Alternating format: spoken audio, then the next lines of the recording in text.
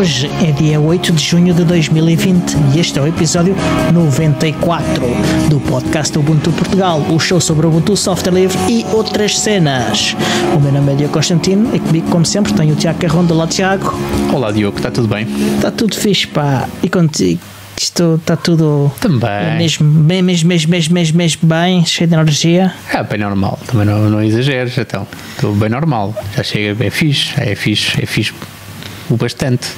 Ok. Mas não sou não sou nenhum super-herói. Então e tu? Não és? Esta semana? Epá, fome. Cá em casa sou, esta pronto, semana... pensei. Esta semana foi uma semana ocupada, sobretudo de trabalho. Estive também a tentar resolver a questão do streaming das gravações do podcast, mas ainda não está completamente ultrapassado. Estamos a conseguir fazer o streaming, mas ainda não com a solução pretendida, porque o Jitsi está com problemas na sua própria infraestrutura e então eu não consegui fazer a instalação e configuração total da plataforma num período em que eu tinha tempo para fazer isso, porque coincidiu com um dos momentos em que eles estavam com mais problemas e portanto... Ele era aquele senhor muito conhecido, não é? É. Portanto, não consegui fazer tudo o que eu queria. Tinha planeado tentar hoje antes de gravar, mas também não consegui. Mas como esta semana até há feriados e tudo, acho que vou ter essa oportunidade de fazer isso. E talvez fazer ainda outra coisa que eu tenho aqui planeada e que também pode ser que seja fixe e que os patronos e os outros ouvintes que gostem. Pronto, olha. E a outra cena fixe é que recebi no fim de semana um SMS. No fim de semana não, foi na sexta-feira, a dizer que da DHL, a dizer que o meu PinePhone estava a caminho. Entretanto, hoje recebi outro SMS a dizer que já estava na alfândega. Portanto, eu já tratei das burocracias e espero que até ao fim da semana que ele apareça cá por casa e que eu depois possa fazer uma review. Quanto é que te custou tratar das burocracias? Ainda não tenho o valor final, mas calculo que vai ficar por volta de 250 euros o preço total do dispositivo, shipping e burocracias. Ok. O dispositivo em si era quanto? Lembra-nos lá? $142. Aliás, 149 dólares, desculpem. Mais 100 euros para... Sim, procedimentos. Por volta de mais 100 euros para shipping e desalfandegamento e IVA. Ok. Entretanto, olha, o Pedro deu-nos sinal, portanto, Pedro Gaspar, olá, boa noite para ti também. Olá, Pedro, estás fixe? Não é o único, há mais pessoas a assistir, mas ele foi o único que deu sinal, é o único que é multidão. Não, calma, não é só ele. Eu tenho que referir e vou referir pela terceira vez neste podcast o Pedro Rodrigues. Pedro Rodrigues, que gostou tanto de nos enviar e-mails, que enviou mais um, portanto, nós falamos sobre ele no episódio anterior. Pois é. Não leste os e-mails, Diogo? Estás agora a revelar. Pronto. Então eu li. Ouvintes, não se preocupem, porque por isso é que nós somos dois, por isso é que somos um casal. É para quando um não faz o outro. Portanto, o Pedro Gaspar, que nós fizemos aqui referência e que até fizemos alguma comparação com episódios anteriores, ele ouviu-se referenciado e entendeu enviar. O que é que eu disse? Troquei-lhe o nome, foi? Gaspar, que é outro dos nossos ouvintes de costume. que é o que está aqui agora. Mas pronto, entretanto chegou o Mago PT. Olá, Mago, está tudo bem? Falta hoje está, sim senhor, está eufórica, deve ser preciso segunda-feira. E então o Pedro viu-se referenciado novamente aqui no podcast e quis fazer justiça e dizer que o Pedro que nos enviou aquele e-mail muito fixe e que nós falámos aqui sobre isso, por isso é que motivou mais uma mensagem, foi o mesmo Pedro que nos enviou aqui há uns tempos uns trocos e que no dia da Ubucon Portugal chega ao pé de mim com a mão cheia de moedas a dizer, olha, faltavam não sei quantos cêntimos, estão aqui os cêntimos. Portanto, é a mesma pessoa. Portanto, olha, é só para dizer que sim senhor, é porreiro e nós gostamos, e não vamos dizer que não, de saber que temos ouvintes novos. mas também é bom saber que temos ouvintes fiéis e ouvintes que nos acompanham e que desenvolvem este tipo de relação com o podcast e connosco, caramba, então somos nós merecedores desse carinho também, portanto aquilo não, se não fôssemos nós, se calhar, pelo menos o e-mail seria outro, não seria exatamente o mesmo, calculo eu. Mas pronto, portanto, muito obrigado ao Pedro e a todos aqueles que nos ouvem e que não enviam e-mails também, portanto, muito obrigado por nos ouvirem, e não digo aturarem, porque com tantos podcasts que há, ninguém tem que nos aturar, portanto, podem simplesmente trocar para outro, mas sim, é fixe saber que há malta do lado de lá e que há malta que reage do lado de lá. A gente sabe que há malta do lado de lá, a gente sabe, ponto, isso já não há a mínima dúvida, mas que reagem é que é de facto a parte gira. Sim. Mas pronto, olha, eu tenho é importante isso e é importante todas as ajudas que eles nos dão e se quiserem escrever-nos, podem contactar-nos pelo Twitter, podem tratar-nos pelo Facebook, no Telegram também, aquela coisa nova que há, que é o e-mail também. Essas modalidades. Nós estamos sempre à frente do nosso tempo, isto é sempre muita tecnologia. Mas olha, queria fazer referência a uma coisa que me esqueci. Não sei se foi bem esquecimento, se eu deixei saltar de propósito, não me lembro, mas nós fartámos de falar de coisas e saltou-me uma muito... Eu tenho mais duas para dizer, mas não vou inundar o episódio inteiro, pelo menos vou tentar. Uma que tem a ver com o cartão de cidadão. Aqui há tempos com a saída do Ubuntu 20.04, o site do cartão de cidadão tinha apenas para download a versão para 20.04. Portanto, pessoas que ainda utilizassem 18 ou que usassem outra versão, a 19.10, por exemplo, que ainda está também válida, não iria conseguir, e não é uma questão só de preciosismo ou de naming, tem que ver mesmo com a questão técnica, ou seja, aquele pacote, pelas dependências que ele controla, não te permite, sem o martelares, não te permite a instalação, portanto, ou tu tinhas 20.04 ou então estavas tramado e não conseguias instalar a aplicação de cartão de cidadão. Como agravante, há uma questão agora com certificados que têm que ser removidos à mão, na maior parte dos casos, e muitas vezes requer a reinstalação da aplicação. Portanto, se tu tivesse um desses casos em que tu, e só sentes isso quando vais desalfandegar o teu Pi no phone, assinas o documento com o cartão de cidadão. Quando assinas, ele diz-te que não...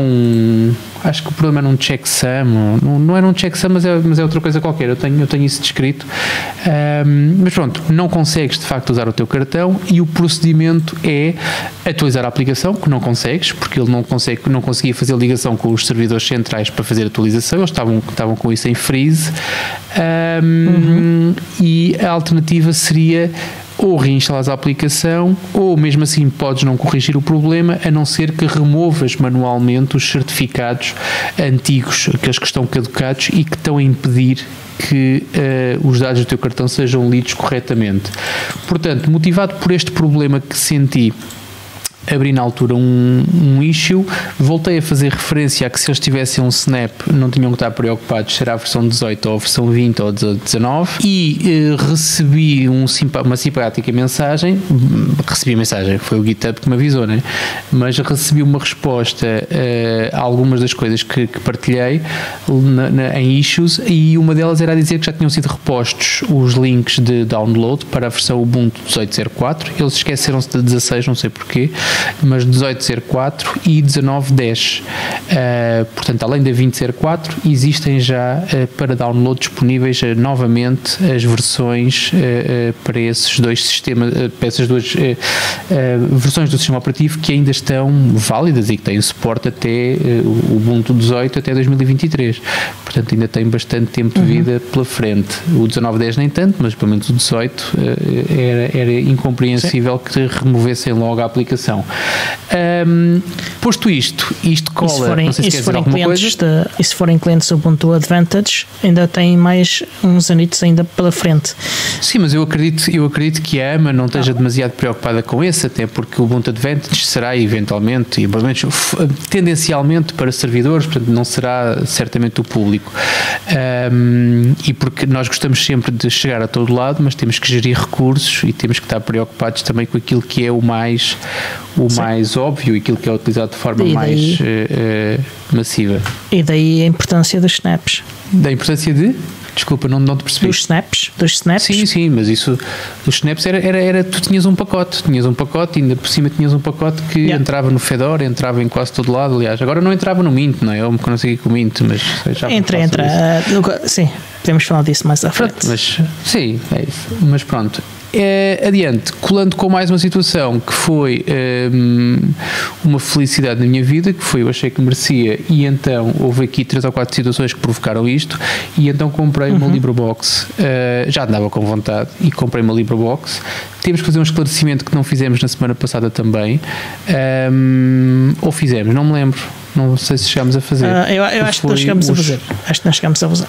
Os nossos populares, e aviso já, depois no final, se tivermos tempo, avisamos novamente. Os nossos populares códigos de desconto para compra de LibreBoxes não estão neste momento ativos, e isto parece que é uma má notícia, mas não é. É uma ótima notícia. E é uma ótima notícia não para os nossos ouvintes em particular, mas para toda a gente, que tem que ver com o facto das LibreBoxes estarem nesta altura a cerca de metade do preço. Portanto, e a metade do preço não há espaço para códigos de desconto. Portanto, nesse sentido, os nossos ouvintes não são mais especiais que os outros, mas todo o mundo ganha com umas LibreBoxes a metade do preço. Eu, como sou lambão, fui aproveitar e então fiz, aliás, estou neste momento, agora pareço o André Paula, estou neste momento a gravar da minha LibreBox, portanto estou a fazer a gravação não, estou a mentir, a gravação faço no meu fiel Zoom, mas estou a fazer a minha chamada de vídeo para ti, Diogo, ia fazer o streaming na minha LibreBox. E que me levou novamente a ter que visitar o problema do cartão de cidadão. Portanto, sobre a LibreBox não tenho muito a dizer, estou encantado com aquilo é porreiro, hei de certamente daqui a mais uma semana ou duas, até porque ainda está para chegar, houve aqui uns pequenos contratempos, rapidamente resolvidos, mas houve aqui uns contratempos menores, e então, mas falarei sobre isso provavelmente para a semana, quando isto já estiver mais solidificado cá em casa. Agora, tive que instalar o sistema operativo, instalei o KDE Neon, e apesar de ser baseado em 18.04, eu não consigo instalar a versão 18.04 da aplicação do cartão de cidadão. Por causa do quê? Dependências. Portanto, não consigo instalar nem 20.04, nem 18.04, nem 19.10. Eu tentei as 3, eu sou teimoso, tentei as 3 e não consegui nenhuma das 3. Portanto, estou... faz sentido porque a aplicação de cartão de cidadão tem uma interface em Qt, que é ML, e as dependências mudam bastante de uma versão para outra. Exatamente, mas eu estive a ler sobre isso, existem mais pessoas e existem mais aplicações que têm o mesmo problema, não é só o cartão de cidadão, e existe uma... Porquê? Porque o Ubuntu usa um metapacote para fazer a instalação das bibliotecas que são precisas, e tu tens 2 formas de controlar a dependência. Uma é pelo nome do metapacote, do pacote, né? E ele não existe, nem há candidato para instalação, portanto, e aquilo berra logo ali, ou então poderias verificar pela biblioteca, e se fosses pela biblioteca, a biblioteca está cá. Eu tenho a biblioteca, eu tenho tudo, não consigo instalar mais nada, mas como a validação é feita pelo telhado e não pelos alicerces, não consigo instalar a aplicação do cartão de cidadão, pelo menos desta maneira. Sim, isso é uma limitação típica dos pacotes DEB, que eles procuram por pacotes e não por software em si que esteja instalado no disco. Isso pode acontecer também em snaps, se eles forem produzidos a partir de pacotes DEB, e há dependências em que isso acontece, mas também podes simplesmente ir buscar tudo aos repositórios e fazer o build de tudo o que precisas, embora seja um bocadinho mais pesado. Contudo, a malta do KDE snapou o KDE quase todo. Portanto, aliás, há mesmo um snap do KDE Plasma. Portanto, podes correr o Plasma a partir de um snap. E há snaps especiais para gerar snaps de aplicações que contêm já, esses snaps especiais contêm já as dependências todas que vocês a priori vão precisar e que fazem parte do KDE Plasma. Sim, mas o meu problema é muito antes disso. O meu problema é, eu tenho um sistema a funcionar com ou sem snap e não consigo usar o meu cartão de cidadão. Exato. E não é um snap do KDE que me vai resolver esse problema. Portanto, eu tenho... chateia-me. Não é, mas estou a dizer... Estou a dizer é que a forma como ter um snap pode resolver esse problema. Ter um snap da aplicação, não do KDE. Sim. Mas isso, eu faço parte do grupo de pessoas que acreditam nos snaps que eles vieram facilitar a vida. Por acaso tenho um assunto aí polémico para falar sobre os snaps. Mas eu acredito globalmente que sim, que eles vieram para simplificar. E neste caso é um caso gritante. Quer dizer, o controle de versões e a disponibilização de pacotes contra versões da aplicação de cartão de cidadão é uma coisa que vem inquinada desde o princípio. É fixe eles preocuparem-se, sim senhor. É fixe haver um pacote para o Ubuntu, para Fedora, acho que sim senhor, muito bem. Agora, a forma como eles fazem a gestão dos pacotes e a forma como, lá está, eles tiram, sai o Ubuntu 20.04, eles tiram automaticamente a 18, tiraram a 19, depois voltaram a pôr, depois é fixe voltar a pôr, mas ainda assim não sei se é um rebuliço, se é, não sei, não tenho dados para comentar isto, mas que de facto é atribulada a relação da aplicação de cartão de cidadão com as várias versões. E se tu pudesses dizer, olha, está aqui um snap e acabou, e assumia-se de vez a questão do snap, que há um problema e há uma limitação técnica com isso, mas que eu acredito que com algum esforço também, e se calhar com alguma retribuição à comunidade, até porque não é a única aplicação que precisa de desenvolver coisas um bocadinho fora da sua aplicação para poder fazer uma versão Snap, mas o tempo que eles investem, eu não sei quanto é, mas o tempo que certamente a equipa investe a fazer e a manter não sei quantas versões para não sei quantas distribuições distintas, se investissem um bocadinho de tempo a fazer o bocadinho que falta dos snaps, nomeadamente os conectores para o leitor de cartão de cidadão, e depois poderem usar o Snap, eu acho que seria um encanto para toda a gente, porque eles depois enfiavam tudo lá dentro daquilo que era preciso e ao menos não havia chatices.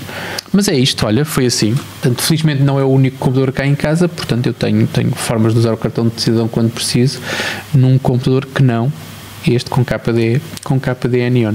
Já experimentaste, aliás, pelo que estás a dizer, não experimentaste fazer o build mesmo do software? Eu ouvi-te com muitas falhas, Diogo, desculpa lá, vais ter que repetir. Parece que estamos aqui numa chamada telefónica para o Médio Oriente. Que pelo que tu estás a dizer, acho que não, mas de qualquer forma, se experimentaste fazer mesmo o build do software, porque a partir de se tentares fazer o build do software poderás conseguir ultrapassar essa dificuldade. Eu, tal como tu, eu tive uma semana muito ocupada, meu caro. Não vou fazer, não, recuso-me. Nesta fase recuso-me a fazer o build. Não faço isso. Até porque não estou desesperado, lá está. Se fosse o meu único computador e se eu tivesse muito tempo livre, tudo bem. Mas eu faço parte daquele conjunto de pessoas que em praticamente 3 meses de confinamento consegui arrumar 2 gavetas cá em casa. Aliás, dá para ver ali atrás que não tenho aquela malta que se enfiou em casa a meio de março por causa do Covid e andou a arrumar gavetas, armários e andou a fazer bolos e pão todos os dias e não sei o quê. Eu não faço parte desse grupo, lamento. Mas pronto, portanto, não fiz o build e vou tentar não fazer, como é óbvio, quer dizer, não me faz sentido em 2020 e haver um site que tem 3 versões da mesma aplicação para 3 sistemas, para 3 versões do mesmo sistema operativo e eu ter que estar a fazer um build para o sistema que uso. Não faz, ainda por cima que é baseado num desses 3, portanto não me faz muito sentido em 2020 ter que fazer isso. Faria sentido se fosse uma aplicação estranha que não fosse usada por não sei quantos milhares de pessoas e que não tivesse um pacote preparado para, e neste caso até há 3, portanto não faço, lamento, não vou fazer.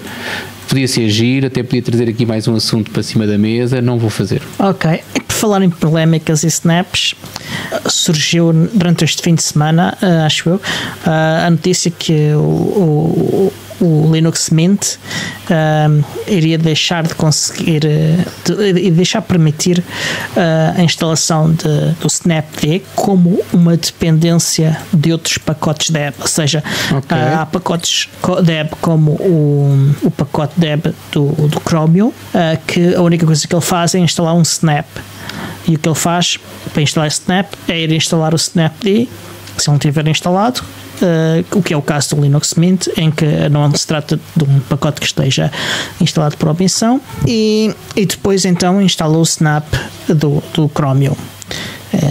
Isto é o único caso em que o pacote deb foi substituído por um snap. E a malta do Mint não achou piada, não gosta, e então o que eles estão a fazer agora, por omissão, é impedir que o apt instale o Snapd quando ele é uma dependência. Então e aquilo fica, fica partido, é? Não, simplesmente não instala o pacote que é pretendido pelo utilizador, nem instala o Snapd. Portanto, o utilizador fica com menos software disponível, não só porque não instala aquele pacote que ele quer, como também não vai instalar mais nada que possa ser utilizar esse sistema. Então, mas é impossível instalar o Chromium no Mint, é isso? Não é impossível só, não é? É impossível vindo dos snaps. E neste momento, em Ubuntu, o arquivo Ubuntu, é o único pacote que existe, é este deb que instala o Snap. É que eu queria chegar. Se esse é o único que há, o que não quer dizer que não possa fazer no Ubuntu, atenção, o que não quer dizer que não haja outras formas de instalar, são formas mais complexas, principalmente para utilizadores newbies, para a qual o Mint se autopromove. Sim, exatamente, mas por isso é que eu estou a dizer, ou seja, se não há uma forma simples, se é preciso dar umas cambalhotas, se é preciso ter algum conhecimento de causa sobre as limitações disto e porque é que não acontece e por aí fora. Eu sei que tecnicamente é perfeitamente possível, mas para aquele primeiro embate deixa de ser possível instalar o Chromium. Sem ires ao terminal, pronto, vamos entrar por aí. Sem ires ao terminal deixa de ser possível instalar o Chromium no Mint. Yeah. Sabes que eu queria falar sobre outra coisa. Sobre o Mint não me apetece falar muito, até porque a não ser que há uma forma, que é instalares tu manualmente o Snapd primeiro e depois instalares o próprio Snap do Chromium. É preciso ver como é que eles bloqueiam a instalação do Snapd, não é? É só quando é uma dependência. É a única circunstância. Lá está, tens que ir ao terminal. Não, sim. Okay. Mas tirando, acho que até no Ubuntu já vem pré-instalado, portanto não precisas de instalar, mas em todas as outras distribuições, para instalares o Snapd tens de ir ao terminal. Ou ao Synaptic, ou a outra aplicação que não vem pré-instalada. É o que se está aqui a falar, não se está a falar. Sim, se instalares o Synaptic no Mint, já não precisas ir ao terminal, mas a questão é que não vem para omissão. Certo. Essa é que é a questão. Faz sentido. Agora, aquela questão, e tu falaste de uma coisa que eu queria falar também, e que também inflamou um bocado, então com a saída do Ubuntu 20.04 voltou a fazer manchete, que é aquela questão da mesma maneira como havia muitas pessoas que eram contra o Unity, não sei se porque sim, se tinham mesmo razões para isso, existe o igual número de pessoas que é contra os snaps. Eu não estou aqui para ser contra nem a favor dos snaps, tenho a minha opinião, aliás, dou-a sempre que é pertinente. Agora, gostava de ouvir a tua opinião sobre a abordagem que foi feita, exatamente ao exemplo que tu deste do Chromium, que é, tu para instalares o Chromium, instalas um deb que, sem te pedir licença, não é? Portanto, está a instalar-te o Snapd se não estiver instalado, está a ligar-te a uma store que tu não pediste para ligar e está a descarregar um software numa versão que é diferente daquilo que tu estarias à espera. Não sei. Isto é, tipicamente, para saberes a diferença entre um deb e um snap, já não podes ser um iniciado, não é? Portanto, senão a coisa não acontecia.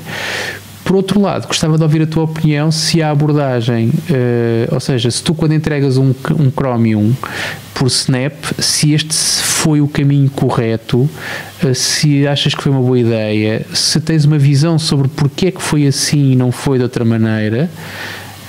Queria ver a tua opinião sobre este assunto. Tenho uma opinião super formada. O motivo pelo qual isto acontece é simples. O Ubuntu mantém em qualquer momento aproximadamente 3 versões LTS e mais uma intermédia. Isto significa que há 4 versões, 4 builds diferentes de Chromium a fazer. Acontece também que para fazer as builds de Chromium é preciso utilizar uma stack de compiladores e afins que não faz parte, não está incluída na chain do Ubuntu, porque o Google mexe-se bem mais depressa do que há releases do Ubuntu. E também acontece que sem instalar essa stack completa de desenvolvimento em versões mais antigas do Ubuntu, e inclusive sem a necessidade de fazer patches a outros pacotes que vêm com o Ubuntu para conseguir fazer essa instalação, não consegue gerar builds de Chromium para, por exemplo, para 14.04, 16.04, e isto é muito trabalho. Chegou um momento em que era o trabalho full time de uma pessoa na Canonical. Falámos sobre Chromium. Atenção, que não foi nada disso que eu falei. Eu não falei porque é que eles passaram a usar Snap. Não foi isso que eu falei. Deixa-me. Já lá chego. E era o trabalho full-time de uma pessoa, e o Chromium nem sequer faz parte do repositório main. Ou seja, a Canonical estava a fazer uma coisa que, por definição, costuma ser a comunidade a fazer. A Canonical pediu ajuda, ninguém quis ajudar. A Canonical disse que então, se ninguém quer ajudar, nós vamos fazer isto da maneira que para nós é sustentável, que é ter uma só versão, uma só build para todas as versões do Ubuntu. Olha que se eu fosse ouvinte já estava a desligar a mudar de canal, hein? A questão não é essa, volto a dizer. Se for, calma, a única forma, esta é a única forma de ter builds de Chromium em Ubuntu. E isto mata todo o resto da questão. Se é a forma correta ou não, não interessa, é a única forma possível. Não é. Porque mais ninguém quis fazer. Não, a questão não é essa. Não é, não. Ou não fui eu que expliquei bem, ou foste tu que não percebeste bem. Existem aplicações Snap que a Canonical oferece na Store, não te dizem sequer o que é, e instalas o Snap e acabou. A dúvida aqui é, tu queres fazer uma instalação do Chromium, tu puxas um deb, e se puxas um deb, estás à espera de receber um deb. Porquê é que raio eles andaram às cambalhotas, e porquê é que não ofereceram só o Chromium via Snap e acabou, e não estavam com as cambalhotas a puxar um deb que depois instala o Snapd mais o outro, mais... Percebes? Essa é a minha única dúvida, porque já tínhamos estado a atenção, tu já explicaste isto tudo há 3 ou 4 episódios. Foi para não quebrar o workflow de coisas que já existiam. Foi uma questão de retrocompatibilidade. Apenas isso. Com coisas que não percebi. Que já existem do utilizador. Ela disse, não é possível scripts que o utilizador tenha para fazer deploy de coisas, etc. E só fizeram com o Chromium. Até as outras aplicações. Até o workflow com as outras aplicações. Quais outras? Aquelas que estão em Snap e que não estão em Deb, porque pronto, estão só em Snap. Não, o que acontece é que há algumas que têm uma versão em Snap e outra versão em Deb. Okay? Elas estão disponíveis das duas maneiras. Tudo bem, eu vivo bem com isso. Mas não é a mesma coisa, porque no caso do Chromium só há uma versão. Nos outros há duas versões diferentes. Há uma versão e um fantasma, que é o Deb. Não. Tirei o Deb do caminho. Não faz sentido. Ok, não me explicaste então. Está bem, vou ficar sem a tua opinião. Mas pronto, eu tenho curiosidade de saber, porque não consigo perceber, lá está, se eles assumiram esta posição perante um conjunto enorme de outras aplicações, em que basicamente assumiram, vamos fazer isto em Snap e vamos oferecer isto em Snap e acabou, no Chromium mascararam, e eu não percebo porquê, honestamente não percebo. E tudo bem, não estamos a falar, mais uma vez, não estamos a falar de iniciantes, porque alguém que saiba a diferença entre um Snap e um Deb não é propriamente um iniciante. Não é não saber a diferença, é não saber a diferença e não ter a opinião formada sobre um ou sobre o outro. Portanto, as pessoas que são habitualmente contra o Snap, tipicamente ou ouviram dizer isso, são os papagaios de repetição, ou então têm algum conhecimento e têm alguma convicção de que são contra os Snaps e há que respeitar. Agora, a pessoa pedir para instalar um Deb e por trás vem um Snap, é um metapacote muito amanhoso. Porque pode ser comparado a um metapacote, eu percebo isso, mas é um metapacote muito amanhoso. Mas é que há coisas no arquivo que têm o Chromium como dependência. Portanto, quebrar isso e quebrar as outras coisas também. E além disso, os utilizadores podem ter scripts que utilizam o apt para instalar o Chromium. Sim, mas isso também podem ter scripts para ter o apt para instalar outras coisas, e as outras coisas passaram para Snap e não há cá mariscadas, percebes? Não há coisas que tenham deixado de estar em Deb. Certo, está bem. Não há outro software que tenha deixado de estar disponível como Deb. Certo. O Chromium é unicásico. É o único caso. Por acaso não tenho paciência, lá está. Não tenho paciência para ir à procura, mas tenho sérias dúvidas e de facto não me convenceste com a tua explicação. Garanto-te que ainda no último episódio do Ubuntu Podcast, o Martin Wimpress disse. As tuas garantias, as tuas certezas, mas pronto, tudo bem. Honestamente tenho esta dúvida e gostava de a conseguir esclarecer com propriedade e ainda não foi hoje. Porque de facto parece-me estranho.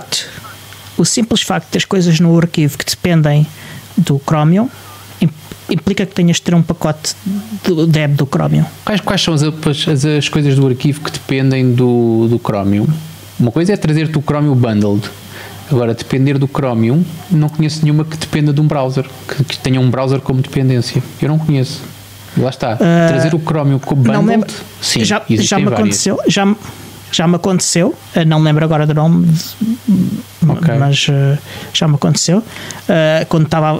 Há uma cena para fazer testes de automatização e para automatizar a interatividade via web. Isso depende de certeza. E há também. O último caso que eu me lembro agora não está no arquivo, mas está fora do arquivo. É o próprio Jitsi. O Jitsi tem a componente para fazer streaming do Jitsi, depende do Chromium. Jitsi Server. E está à espera que o Chromium esteja lá. O Chromium Browser num servidor sem desktop. Tem como depende. Não é só lá um engine qualquer, uma biblioteca qualquer? Não, o Chromium tem forma de ser utilizado dessa forma. Está bem. Curioso então, se funciona como Snap. Um servidor Ubuntu, se eu tiver um servidor Ubuntu 20.04 e for instalar o Jitsi, vou instalar o Snap do Chromium, é isso? Não o Jitsi, a componente do Jitsi que é utilizada para fazer streaming. Sim, exato. Mas pronto, o exemplo que tu deste. Portanto, se eu basear a minha instalação de Jitsi num server 20.04, vou ter um snap do Chromium como bónus, é isso? Estou curioso, olha, essa sou capaz de fazer, tenho sérias dúvidas que isso aconteça, mas essa sou capaz de fazer, essa arranjo um bocadinho, até vai haver feriados e tudo, vou arranjar um bocadinho e vou fazer. Andava com vontade de molhar a sopa no Jitsi, vou fazê-lo. E não é o caso não, estava a tentar lembrar-me de outro exemplo, mas não é o Chromium que é dependência, é outra coisa. Mas sim, é uma dependência de Jibri, que é a componente que faz streaming, é o Chromium, e ele está à espera que tu vais pescar o arquivo. Certo, e a questão é, se ele está à espera de um DEB como dependência, ele depois consegue conversar em pleno com um Snap? E se tem dúvidas... não, mas não... Mandar-te com a teoria toda por terra, pá. Para que é que me interessa continuar a correr o meu script sem erros, se depois a minha aplicação não corre ou o resultado do meu script não é... O ter dúvidas não quer dizer que não aconteça. Eu não sei como é que está a ser enfocado. Aliás, eu lancei-te uma dúvida que é minha. Não deita a minha teoria por terra porque não provém nem de uma maneira nem de outra. Mas sim, é uma dependência, garanto, porque ainda ontem estive a tentar instalar. Não me digas que era um Ubuntu 20.04, que era um servidor 20. Então, olha, se calhar tens a resposta para os teus problemas. Mas pronto. Os meus problemas não chegaram tão longe. Os meus problemas foram ainda antes. Pronto. Ouvintes que são contra os snaps ou a favor, ou que são mais conhecedores deste assunto do Chromium no Ubuntu, estejam à vontade, partilhem a vossa experiência ou a vossa visão e pronto, e nós ou falamos aqui de vocês no próximo episódio, ou então vamos só mesmo aprender convosco, depende um bocado daquilo que vocês nos enviarem. Olha, e já que falámos em streaming, vamos para a primeira notícia, que é uma notícia interessante. O PeerTube está a fazer mais um crowdfunding. PeerTube, para quem não sabe, é uma aplicação web que compete com o YouTube, só que é descentralizada e distribuída. Não, na parte de fazer do distribuir vídeo. Só que ao contrário do YouTube, é descentralizada e distribuída e é software livre.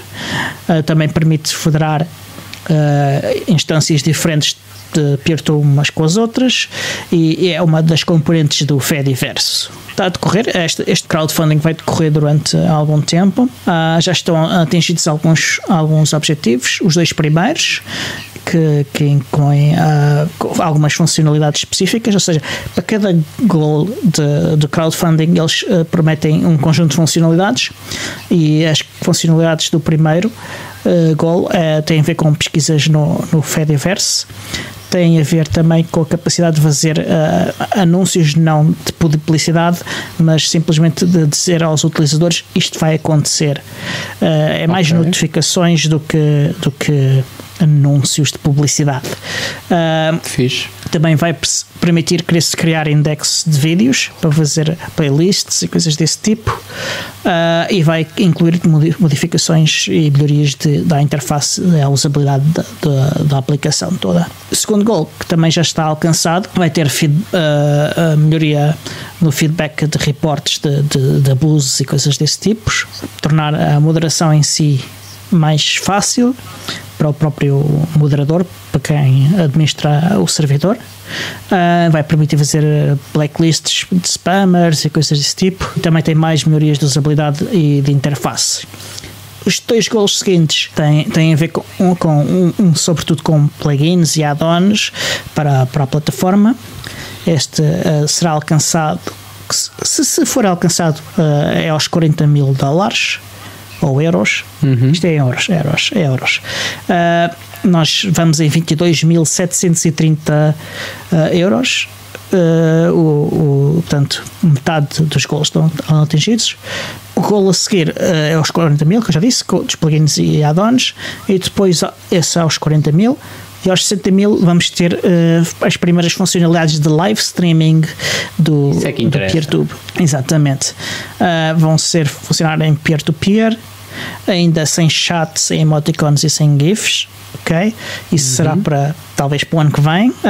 Também a funcionalidade de publicar o vídeo após o streaming, que também é importante, e também algumas melhorias de usabilidade e interface. Eu já doei, já fiz a minha parte. Tiago, esta é uma plataforma que te interessa? Sim, interessa-me. Aliás, eu sabia que existia, mas nunca lhe dei muita importância, honestamente, porque há uma coisa que lá está, e eu fiquei logo agarrado. Se me pedis a opinião sobre destes features todos, qual é que é, ou quais é que são os mais significativos, eu vou-te buscar e reagir, portanto não consigo disfarçar à parte do streaming, mas tenho que falar de uma coisa que é também bastante importante, pelo menos para mim, pela minha visão, que é a busca nas várias instâncias.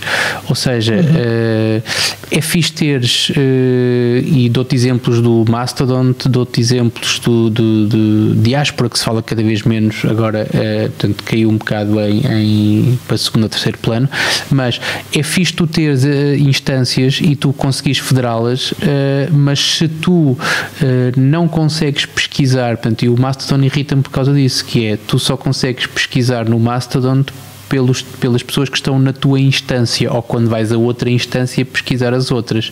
Isto é mais ou menos como andarem nos prédios a batucar as campainhas, e é um bocado chato. Ou então não, então a pessoa dá-te diretamente o contacto, dá o endereço e tu vais lá. Há uma forma de procurar, mas não é nada simples nem nada user-friendly. E é precisamente esta uma das funcionalidades em que o PeerTube pretende trabalhar. Portanto, é logo uma das primeiras. Era exatamente isso que eu ia dizer. Exatamente, vamos ter, espero que haja aqui uma inovação, porque a pesquisa pelo Fediverse em si é de facto um bocadinho fraquinha. Sim, é aí que tipicamente estas coisas falham. É interessante tu conseguires fazer o alojamento do teu próprio conteúdo, é possível controlar, é possível fazer, lá está, ligações com outras instâncias, e falo, por exemplo, também aqui, falamos aqui muito no Nextcloud. É interessante no Nextcloud poderes ligar clouds umas às outras, mas se não existir uma forma simplificada de acesso à informação, que é isso que tu consegues quando vais ao YouTube. Quando vais ao YouTube, tu pesquisas sobre pimentos vermelhos da Alsácia e aparece-te uma receita de pimentos vermelhos da Alsácia, percebes? Porque aquilo vai vasculhar tudo.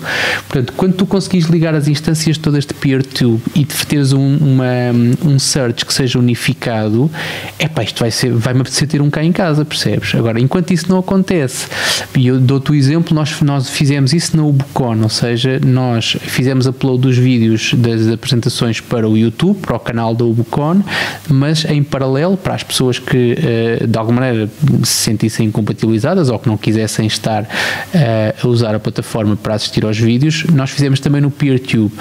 Agora, certamente que isto é David Golias, quer dizer, se fores ver os números, eu nem conheço os números do PeerTube, honestamente, mas se tu fores ver o número de utilizadores de PeerTube que viram vídeos da Ubicon e olha que foram bastantes vídeos e foram bastante visualizados, pelo menos para aquilo que são, nada comparado com os números modestos pelo menos do YouTube, aqui do nosso podcast, não é? Portanto, que são perfeitamente residuais. Agora, é difícil, ou tu linkas direto para o vídeo do PeerTube, e se tu linkas direto para o vídeo do PeerTube, tu estás a ter lá uma pessoa de cada vez e perdes também aquela parte da partilha, o princípio do torrent, não é? Que é quantas mais pessoas estiverem a ver o vídeo, mais pessoas estão também a partilhá-lo e perdes isso. Portanto, a ideia disto, e acho que volto a dizer, de tudo aquilo que tu falaste, acho tudo porreiro. Agora, as que eu saliento, sem dúvida alguma, é a busca unificada, e a parte do streaming, porque nos interessa a nós aqui para o podcast, é ser egoísta. Agora, a pesquisa unificada, meu amigo, qualquer um pode ter um, e isso depois pode ser aproveitado, espero eu, para outras plataformas também, que também têm federação, mas que têm uma federação que são ilhas, meu. Tu tens que ir de uma ilha para a outra para ver o que é que se passa na outra ilha. Sim. Percebes? Sim. Eu concordo contigo. São de facto as funcionalidades que eu também acho mais importantes, apesar das outras também serem importantes, não é? Sim, claro. Isto ainda está tudo tão verde que quase tudo é importante, mas essas são funcionalidades que de facto mudam muito a possibilidade disto ser usado para alguma coisa em alguma escala. Concordo contigo. Adiante. Temos tempo, hoje ainda temos um bocadinho, é? Ainda temos um bocadinho, temos. Olha, acho que esta notícia tu vais gostar também. É uma notícia sobre o market share de Linux. É um tema que tu costumas trazer. Mas hoje sou eu que trago.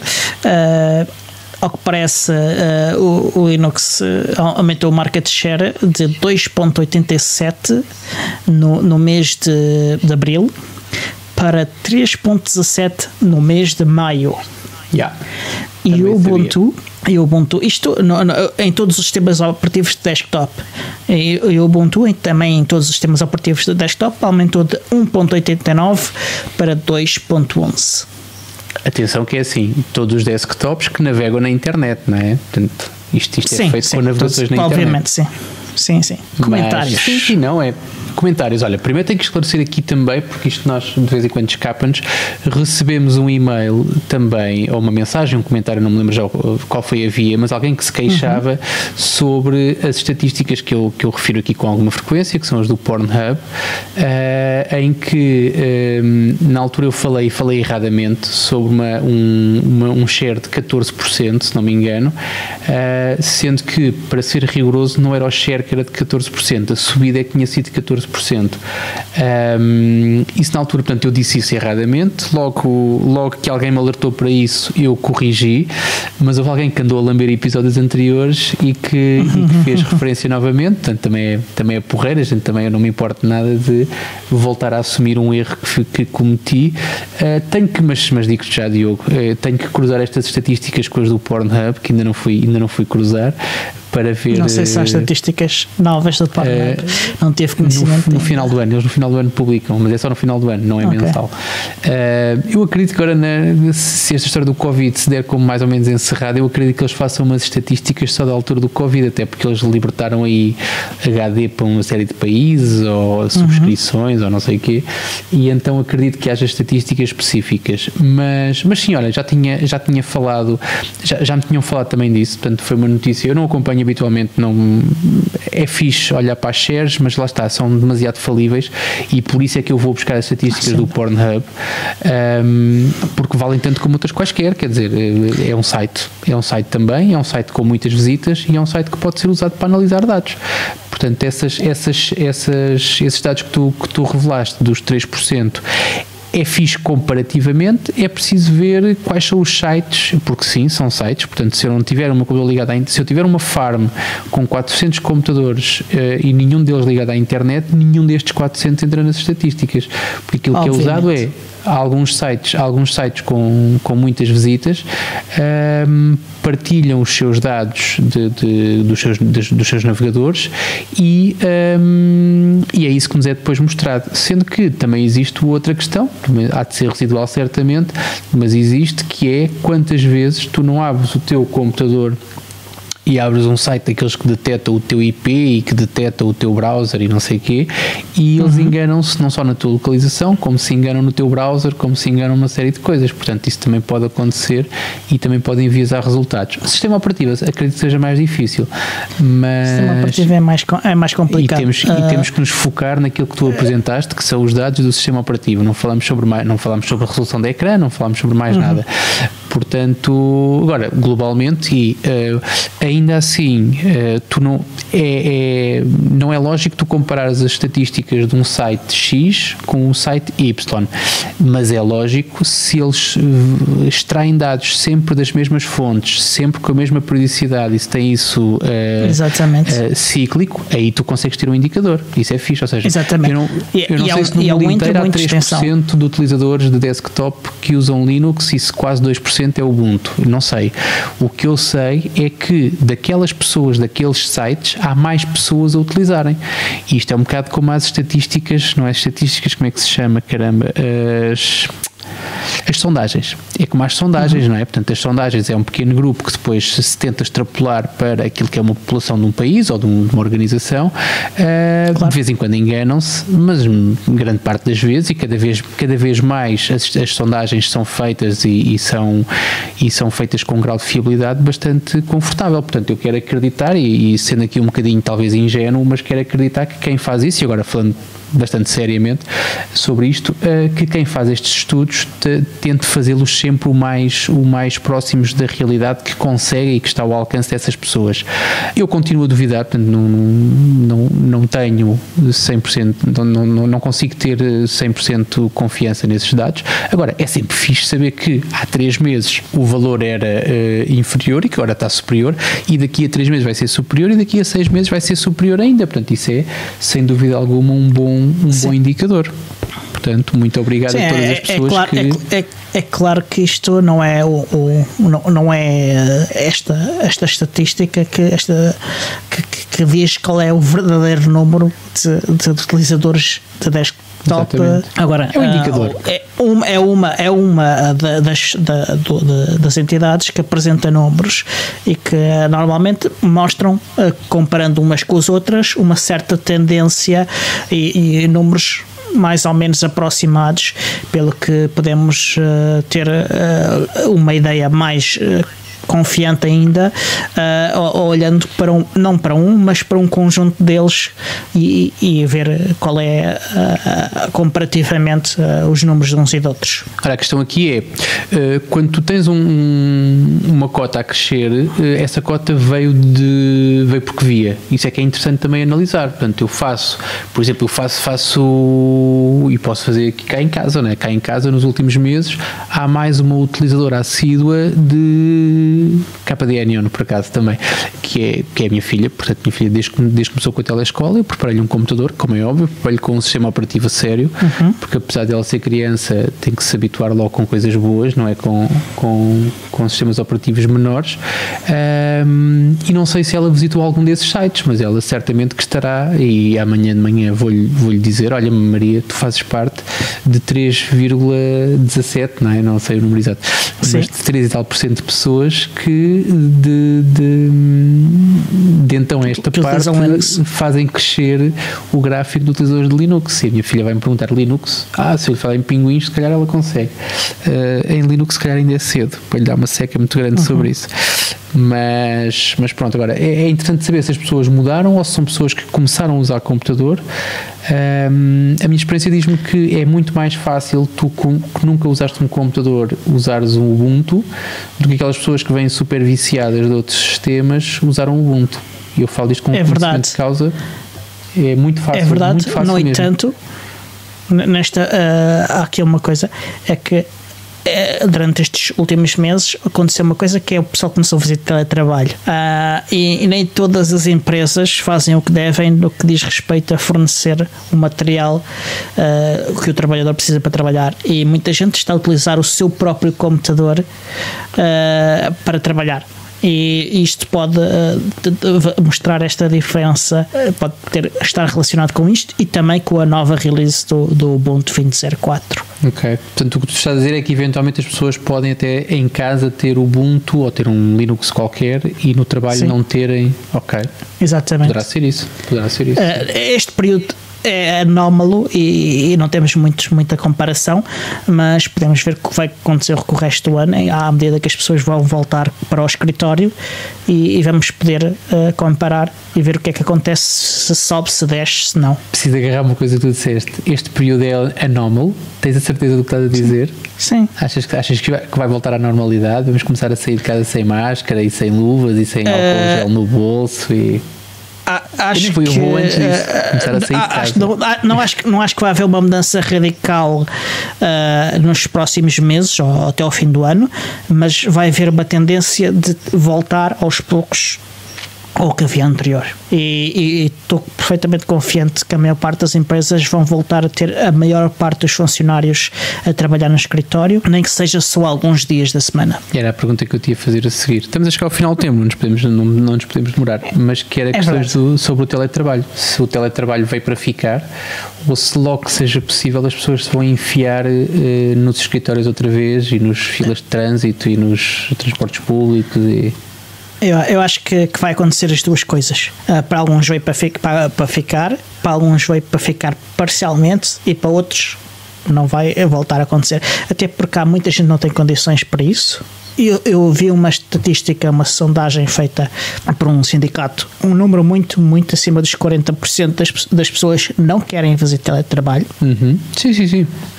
Portanto, acho que vai acontecer um conjunto de coisas muito diferentes para pessoas diferentes. Mas tu, só metade das pessoas. Qual vai ser a medida exata de cada uma destas coisas ainda é cedo para dizer. Eu gostava que pegasse, sabes, esta moda. Não estou a falar do meu caso, neste caso não estou a ser nada egoísta, até porque eu estou bem, sou teletrabalhador já há tempo suficiente e vou continuar a sê-lo mesmo na altura do pós-Covid.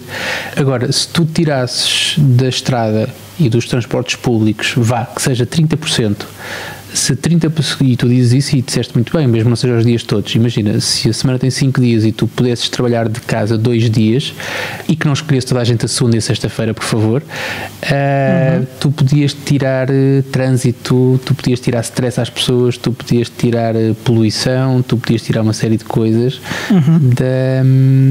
da tua vida normal. É que irrita tanto as pessoas terem que entrar todas à mesma hora e terem que sair todas à mesma hora e terem que estar todas às 8 da manhã enlatadas no metro, e se tu fazes se tu entras no metro meia hora mais tarde já está super desafogado, porque as pessoas todas têm que apanhar aquele metro àquela hora porque têm que picar o ponto àquela hora certa. Se conseguisse diluir um bocado isto, eu gostava bastante. E já que é para tirar lições do Covid, é para tirar, não é só lavar as mãos, a cantar os parabéns outra vez, é mais do que isso. O Estado diz que quer 25% dos funcionários públicos em teletrabalho. Isso já é um número bastante interessante. É fixe. Muitas empresas... Se as organizações, se globalmente fosse 25%, já era fixe. Sim. Muitas empresas também gostaram muito do teletrabalho, portanto vamos ver em que medida é que isto vai funcionar para quantas pessoas. Temos que acabar o episódio entretanto, não é? Exatamente, está na altura de terminar o episódio, portanto eu acho que podemos acabar por aqui, só dizer que podem ouvir-nos na Rádio Zero às 22h03 na próxima quinta-feira. E que este podcast é produzido por mim, Diogo Constantino, pelo Tiago Carronte e editado pelo Senhor Podcast, o Alexandre. E temos links para o Humble Bundle, mas vamos deixar nas notas que não temos tempo para falar sobre eles. Temos 2 links para o Humble Bundle. E até a próxima.